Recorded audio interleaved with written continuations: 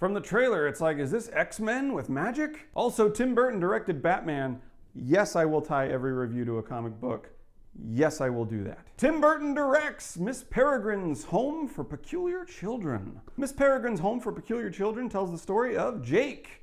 Jake is a teenage boy whose grandfather dies under mysterious circumstances, and this leads him on a crazy journey of magic and uncovers a whole world of peculiar things. Miss Peregrine, portrayed by Eva Green, she is a school teacher for peculiar children. That's what they call them. That's sort of X-Men meets Harry Potter-ish. And all of these children have peculiarities. They have these special abilities that are unique to each one of them. And some of the characters in the film believe that Jake himself might be peculiar. But what is his peculiarity? Well, I'm not going to spoil that because this review is non-spoiler. There's also an element of the distortion of time. I thought the trailers looked very interesting.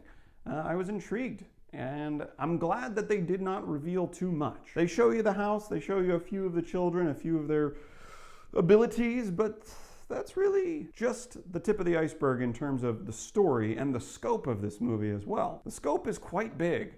And actually, that's my first nitpick with the film. There were a few characters that seemed like they could have either been combined or maybe removed entirely. There were characters that facilitated a very, very small portion of the plot and then sort of disappeared. Perhaps they were better fleshed out in the book that this is based on. I did not read the book. I'm just here to review the film. The second nitpick that I have with the film is tone. Clunky might be the best word to describe the tone in this film. The tone shifts kind of wildly, I would say.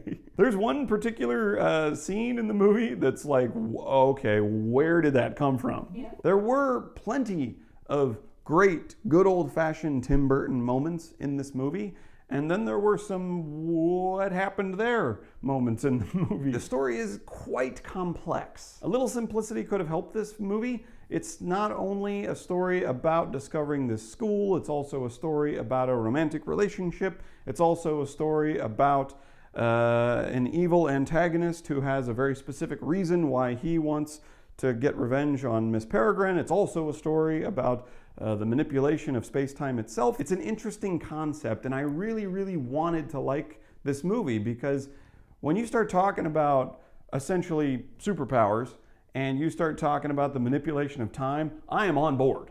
I am so on board. I think both of us are on board. It's cool. Like, there are a lot of cool ideas. I really don't know how well they were connected and overall displayed to your audience. Oh, that's a neat idea. Oh. There it went. You're holding on sometimes as far as how many things they throw at you and what you are and are not able to focus on, particularly when it came to the individuals of the school. If I were to compare it to an X-Men movie, because I'm me, you have your Wolverine and you have your Jean Grey and you have your Professor X. All the other students are kind of meh. You don't really get involved or invested. And I actually read today online that they did a peculiarity swap in the book. The love interest was Emma, but her power was fire, and then Olive's power was air, and they switched Emma and Olive's abilities. I think in the book. It worked so much better. So Sam Jackson plays the villain in the film, and you know, of course, if we have peculiar children as our protagonists, you can bet we're going to have peculiar antagonists as well. The sort of explanation as to why he became bad and why he is the way he is and what he can do and then what they're after and like the motives in this film are Jake's peculiarity plays into that, which I liked. To be totally honest, the last 5 minutes of the movie could have been its own movie, and that's kind of true for many segments of this film. This one idea here could be its own film, and this one idea here could also be its own film.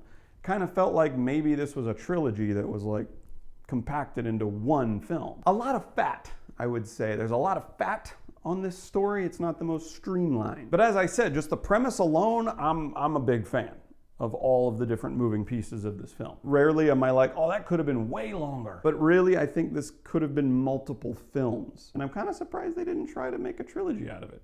Like, Make it a franchise. Overall, I would say see this in the theater if you absolutely love the CGI-filled summer blockbuster. I know we're in September now. I would say go watch it. Go watch it for the spectacle. And go watch it for the really, really cool ideas. Magic and history and love and lore and the manipulation of time. And these are all cool things.